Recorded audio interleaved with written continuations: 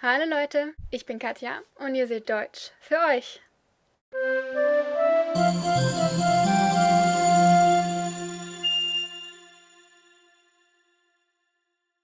Remember this?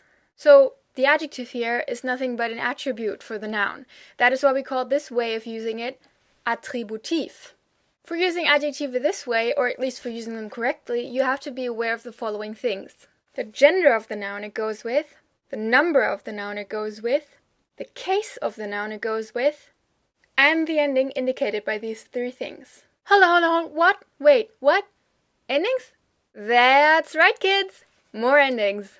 It may come as no surprise that we have yet another case of trigenderitis on our hands. Yeah, I know that joke was cringy, but I couldn't come up with anything better, okay? Anyway, I'm going to get into these endings in our next grammar session in 2 weeks, because otherwise I would have to pack way too much information into this episode. Again, I'm going to have to ask you to be strong. This is going to sound like a lot. Adjectives have 8 endings per gender, so 4 for both singular and plural, for nominative, genitive, dative, and accusative.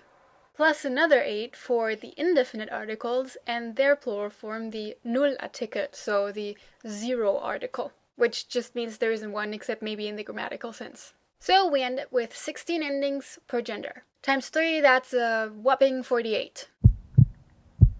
But there's hope! We can reduce that number.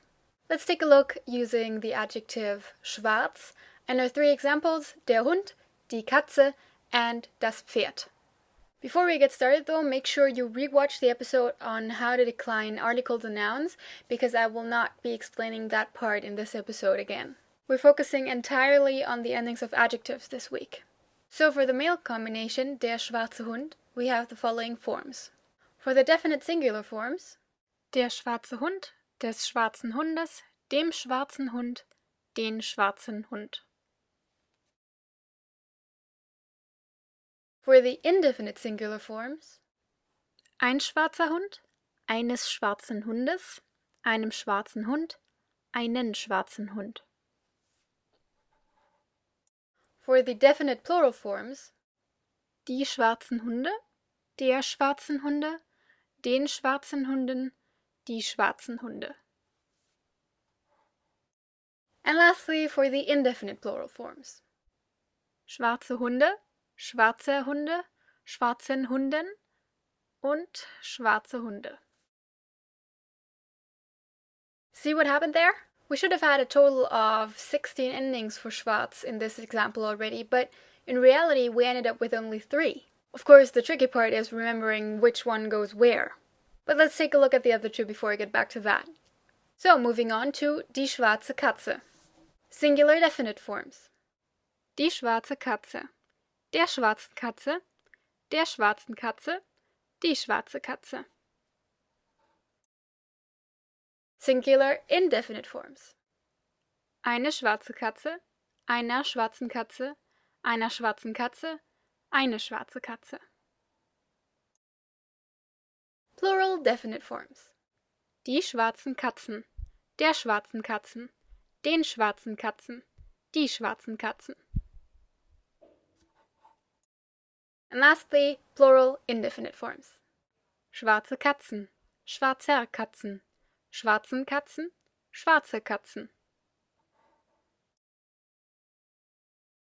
Again, we only get an end total of 3 endings here, with one of them actually only occurring once with this gender. And lastly, we have das schwarze Pferd. Singular definite forms.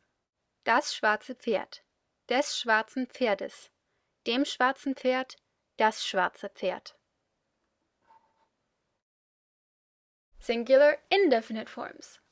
Ein schwarzes Pferd, eines schwarzen Pferdes, einem schwarzen Pferd, ein schwarzes Pferd. Plural definite forms. Die schwarzen Pferde, der schwarzen Pferde, den schwarzen Pferden, die schwarzen Pferde. And the very last, plural indefinite forms. Schwarze Pferde, schwarzer Pferde, schwarzen Pferden, schwarze Pferde. So for our neutral set, we have a total of 4 endings. Makes a grand total of 10, right? Well, it would, except it's the same endings over and over again. So really, what it boils down to are 4 endings for all declensions of adjectives. Not too shabby, huh?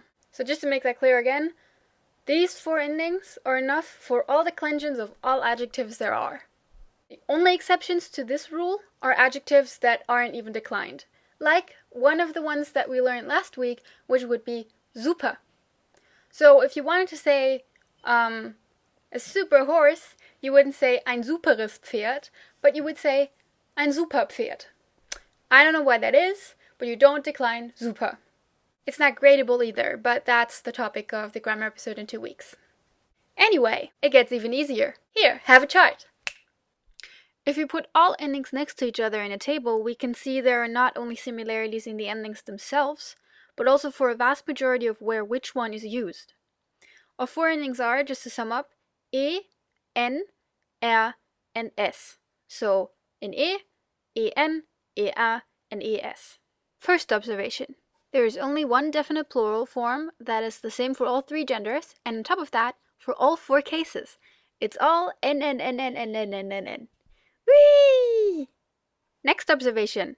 While it's not always the same ending on the indefinite plural forms, it is always the same pattern. So we have E, R, N, E. So if you were to learn this table by heart, which isn't that bad of an idea actually, for the indefinite plural, you could just chant E, R, N, E over and over. Because that is all you need to know. It's the same for all 3 genders. Now for the singular forms. You will notice that the neutral forms are the ones causing the trouble here, because the 4th ending, S, only occurs twice in the entire table, and that is for the nominative and accusative of the neutral and definite singular. So that is what you need to watch out for. But you will notice that even though we have this slight irregularity, if we can call it that, the endings themselves are still in a very easily rememberable pattern. For both definite and indefinite singular forms for adjectives going with male nouns, genitive, dative, and accusative all end in N. The nominative is either E for definite or R for indefinite. So we have ENNN and RNNN. For the female forms, we have the same pattern for both definite and indefinite singular, which would be ENNE. And then with the neutral ones, it's almost the same, meaning ENNE for definite singulars, and then the irregularity SNNS for the indefinite singular forms. So once you internalize this chart, adjectives won't be the problem anymore. Once you recognize the case and number of your noun, whether it is definite or indefinite, and the tricky part is gender, with some practice you will always know which ending to use.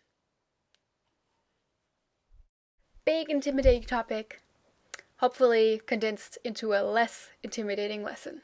Now before we wrap things up for today, I want to mention one more important thing. Since we do decline adjectives that sit in front of nouns, if somebody asks us a question like this, which hat would you like? When replying, we do not have to say the black one, but we simply say the black. So in German this dialogue would be, welche Mütze möchtest du? Die schwarze bitte. So in case you haven't gotten behind why that is, by declining the adjective, it's made clear which noun it belongs with. That also makes it unnecessary to put a filling word like one in place of the noun, because the needed noun has already been mentioned or is recognizable from the context. Also, this works with all adjectives, not just with colors, of course. Alright, that's it for today. Your random word of the week is die Zange.